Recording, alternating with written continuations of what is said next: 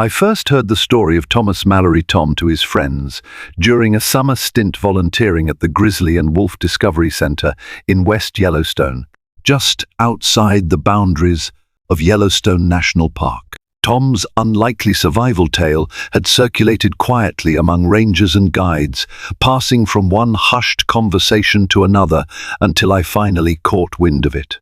His was not simply a man versus nature story, but a testament to the enduring bond that can form under the most improbable circumstances. Tom Mallory came to the western boundary of Yellowstone National Park with a broken spirit. At the time, he was only 36 years old, but he carried the weight of far more years on his shoulders. Just a few months before he arrived in Montana, he had lost his younger sister, Karen, to complications from a long-standing illness. The grief cut him deeply. With no remaining close family and feeling suffocated in his Minneapolis apartment, Tom decided that he needed a fresh start, if only to breathe in open air and seek answers that never came in the city. He packed his Toyota with essentials, a tent, sleeping bag, an old store-bought bow and arrow he hoped to use for hunting small game, and a heavy stash of dried goods. He was no seasoned outdoorsman, but he'd done some weekend camping trips as a teenager. Truth be told, he simply wanted to vanish somewhere that no one could see his tears. Escaping to the wild felt less like a choice and more like the last lifeline he could find. On a morning in late June, Tom parked on a forest road several miles from the edge of Yellowstone. He was well outside the main tourist routes, where only the occasional backcountry hiker or government surveyor might pass. He hiked in until he found a small clearing near a stream. The water source was reliable, and the general area was teeming with wildlife. He set up a simple camp with a tarp to supplement the tiny tent and prepared himself for a lengthy stay. By then, grief had worn him down so thoroughly that he hardly noticed the usual anxieties of sleeping alone amidst wild creatures. Little did Tom know, the creature who would change his life was far closer than he could have imagined. The first time Tom spotted the bear, it was little more than a flicker of movement just beyond the tree line. He was crouched by the stream, trying to catch fish for dinner. Out of the corner of his eye, he saw what he initially mistook for a massive stump rolling through the undergrowth. Adrenaline shot through him, and every wildlife safety tip he'd read came rushing back. As quietly as possible, he reeled in his line, shouldered his small pack, and inched back toward his camp. At first, the bear was only a spectre. He didn't see it every day. Sometimes a week passed without a sign. But the knowledge that a grizzly roamed those woods put him on edge. He started cooking his food more carefully, storing the scraps far from his camp, and burning any lingering bits if possible, all to avoid drawing the bear's attention. He was not entirely successful. The first time the bear entered his campsite, she did so boldly. It was just after dawn, and Tom was half asleep in his tent when he heard a low growl outside. He scrambled for his bear spray and knife. Unzipping the tent, he stuck his head out to see her muzzle poking around the tarp. She was massive and imposing, though Tom would later learn that she was still on the leaner side for a grizzly. The soft hump on her back was noticeable, and flecks of silver flecked her fur around the shoulders, catching the morning light. She exuded a raw, wild energy that made Tom's heart hammer against his chest. He fumbled, nearly dropping the can of bear spray as he tried to free himself from the confines of the tent. The bear froze, as though assessing him, her eyes, dark and glittering, locked with his. Terrified, Tom managed to spray a short burst in her direction. The fine orange cloud drifted over, and she recoiled, letting out a loud grunt. He expected her to charge. Instead, she pivoted and bounded off into the timber. It would be easy to say that Tom felt relief in that moment, but the truth was more complicated. The bear was gone, but so was Tom's sense of security. He hurried to reorganize his camp, double-checking that all food was sealed and hung away from reach. For a while, He genuinely considered leaving, but he remembered the reason he'd come to the wild in the first place and recognized that his own stubbornness was not allowing him to retreat. He had so desperately yearned to be away from the world that he would sooner face a grizzly than return to the city and its hollow consolations. In the days that followed, Tom found the bear's tracks, more frequently footprints pressed into the mud near the stream, half-eaten roots scattered in an area where she had been digging for food. She began to appear with increasing confidence. She never attacked him, nor did she seem to be on the prowl for him specifically. She just seemed curious, rummaging for fish or rummaging among rotting logs for insects, untroubled by Tom's presence if he gave her enough distance. Fear has a peculiar way of evolving when we live in proximity to danger. At first, Tom was terrified every time the bear came near. He never strayed far from his bear spray, and he would always make as much noise as he could to drive her away. Yet, an odd fascination began to blossom. On certain afternoons, he would watch from behind a cluster of pine trees, heart pounding, as she chased down squirrels, sniffed around the underbrush, and lazed by the stream. In that watchful silence, he felt a strange stirring in his chest, something not unlike kinship. Here was another lonely creature, moving through life by instinct and necessity, unhurried by the demands of any human schedule.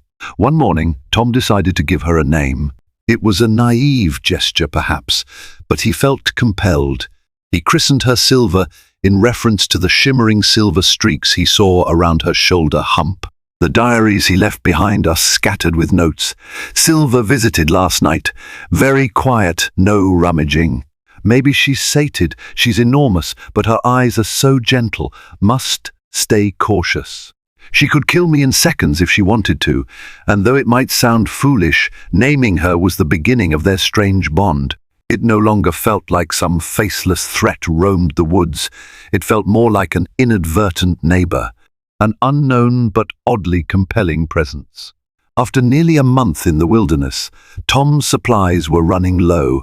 He had moved further from his initial site to find more forage and to gather new firewood. He often hoisted his pack over one shoulder and scouted the area to see if Silver was following. She seemed to trail him unpredictably, sometimes disappearing for days. On an early August morning, Tom left his camp to harvest huckleberries he'd spotted near a ridge. He was some distance away from the stream when disaster struck. He lost his footing along a steep slope, slipped on loose gravel, and tumbled down an embankment. The fall was abrupt and punishing. By the time he came to a stop, he had a searing pain in his left leg. His head throbbed and blood trickled down his temple, but it was the leg that truly worried him. Gritting his teeth, he tried to get up and walk, but the moment he put weight on his left foot, pain exploded up his calf. He let out an involuntary cry, a fractured tibia, he would later learn. Alone in the wilderness, miles away from the nearest road, with no one even aware of his exact location, Tom felt panic claw at his chest. Hours crawled by. As he dragged himself across the forest floor, he tried to keep the legs splintered with branches and torn strips from his shirt.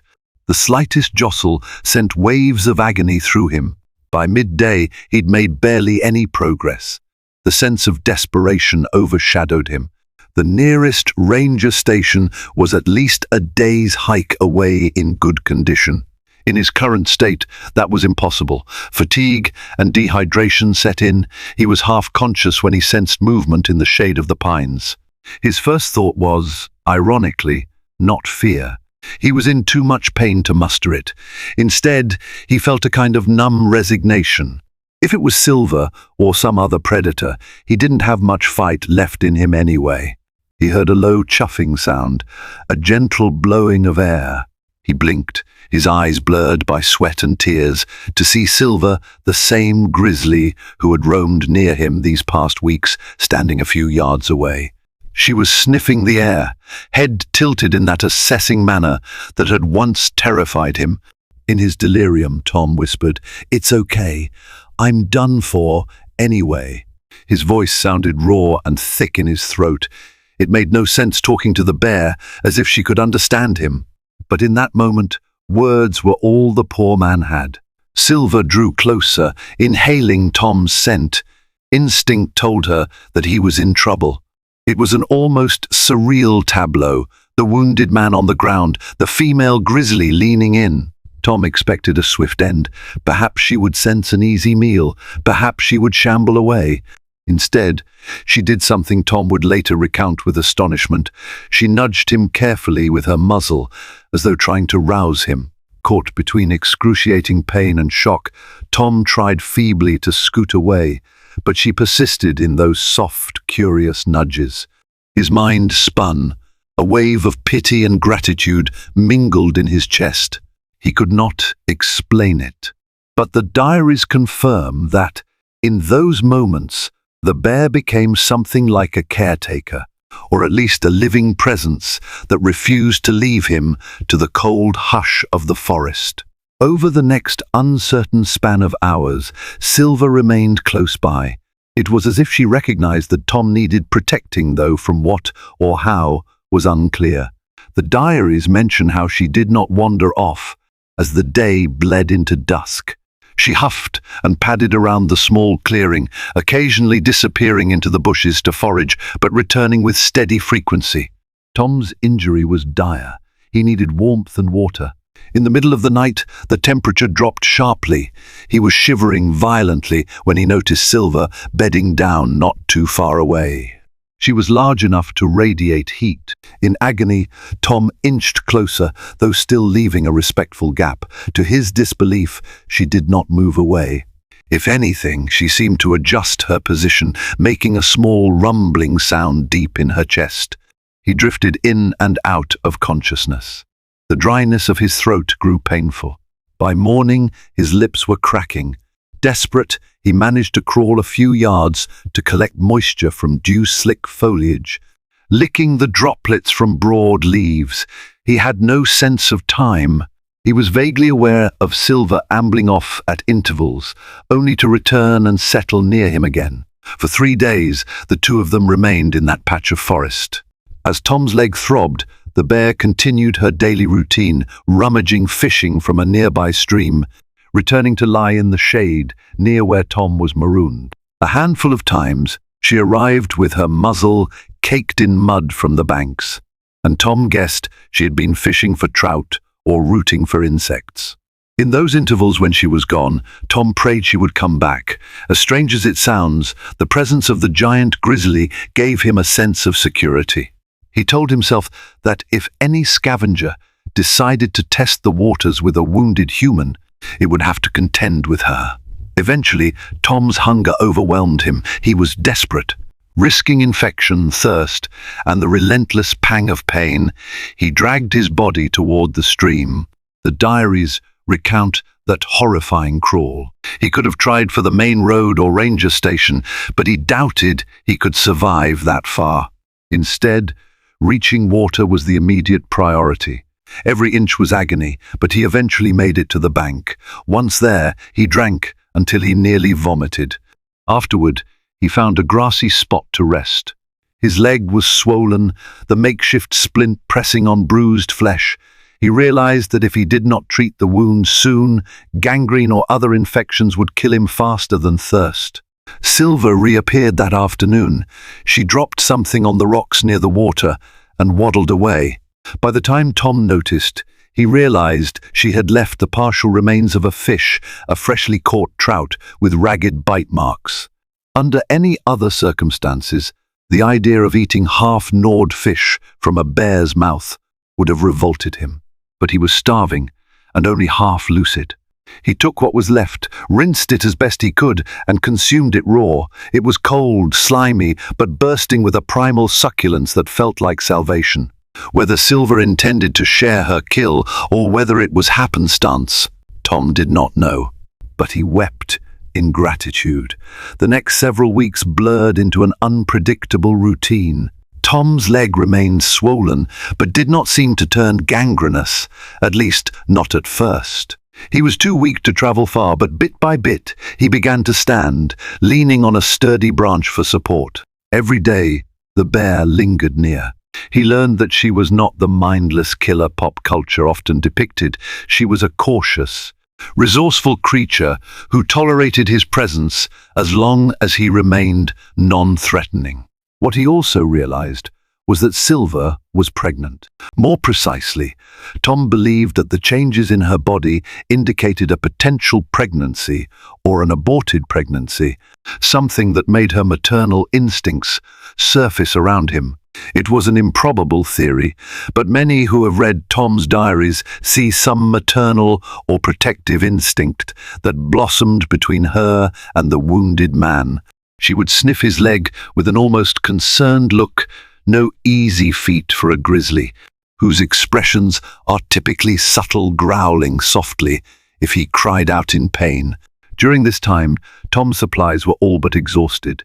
He relied on fish, berries, edible plants, whatever he could gather near the stream, or scavenge from leftover kills that Silver discarded. It was a precarious, humiliating existence, surviving on scraps of a bear's leftovers. Yet, gratitude replaced shame because he was alive, and that alone felt like a gift. Days stretched into weeks. Tom's broken leg began an arduous healing process. It was far from healthy without proper medical attention. It was healing poorly, leaving him with a limp that would plague him even after his rescue. Still, he managed to move a little farther each day, setting small snares in the undergrowth to catch rabbits or squirrels to supplement his meager diet. Silver roamed at night, and sometimes Tom would wake to find her sprawled on a patch of flattened grass near him, as if standing guard. The diaries describe a sense of deep emotional conflict in Tom's heart during this time. He felt so raw from mourning his sister that, in his delirious moments, he projected that sense of connection onto Silver. She was more than just a wild companion. She became a surrogate friend, a living entity that brought him comfort he had not known since Karen's passing. Rationally, he knew that a misstep could end in tragedy. But in the quiet hush of the wilderness, ration was overshadowed by the primal bond they shared. They were two creatures, each alone in the world, clinging to fragile life. The high altitudes near the mountains of Yellowstone often see abrupt weather shifts. By mid-September, a biting chill announced the coming winter. Tom knew he was in no condition to survive the harsh season without shelter. But still he remained, too loyal or too stubborn to leave, even though he risked freezing to death. In truth, he was no longer certain how to leave. His battered leg seemed to be healing at an odd angle, and traveling was an immense challenge. That same chill also spurred a change in Silver's behavior. She began eating voraciously, gorging on anything she could find. Her coat thickened in preparation for hibernation. She became more restless, pacing, wandering longer distances in search of high-calorie foods. Tom, determined not to be left behind, did his best to follow, dragging his body through the forest, relying on the sturdy branch he had fashioned into a crutch. The nights were cold enough to see his breath coil in the air.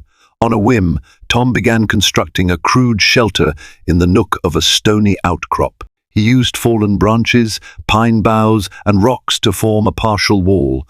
Meanwhile, Silver dug a shallow den some distance away beneath a root system. He would watch her from a respectable distance, the fur along her shoulders shining in the last rays of daylight. Still, Tom recognized that time was running out. He had spent nearly 3 months in that wilderness, and with the changing season, the risk of an early snowstorm was real. In a race between another hungry predator or the onset of frostbite, any single miscalculation could prove fatal. Snow arrived in the final week of September, with a swirling wind that battered the trees. Tom's shelter gave minimal protection, and his leg ached fiercely in the cold. The diaries reveal that by then he was resolute about seeking rescue. His body would not last another full month in the backcountry.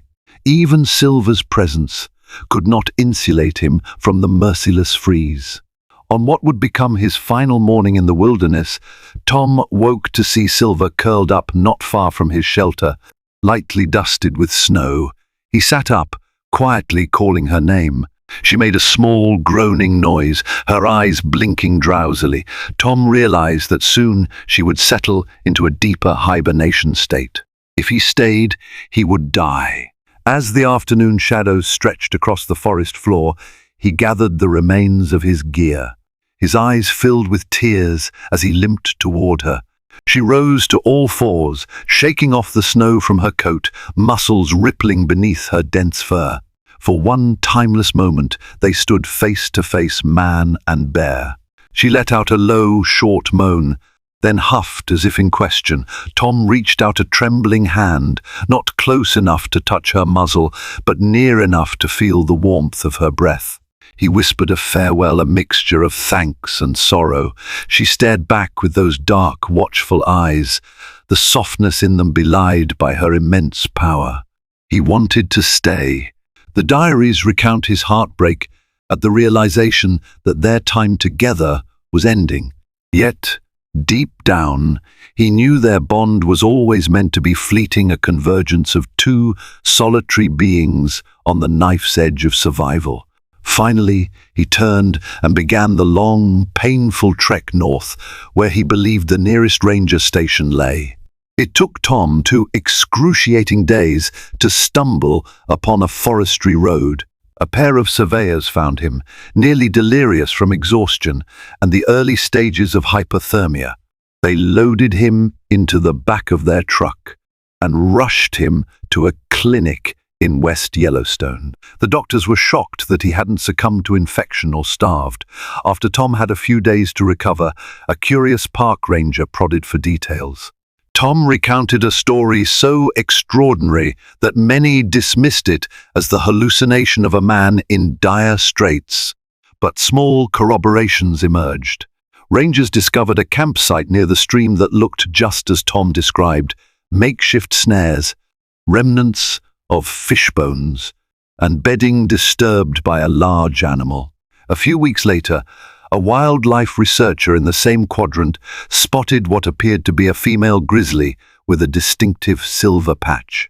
She displayed uncharacteristically calm behavior around humans, keeping her distance, but not fleeing at the first sight of them. When Tom finally left the hospital, hobbling on crutches, he left behind rumors and skepticism.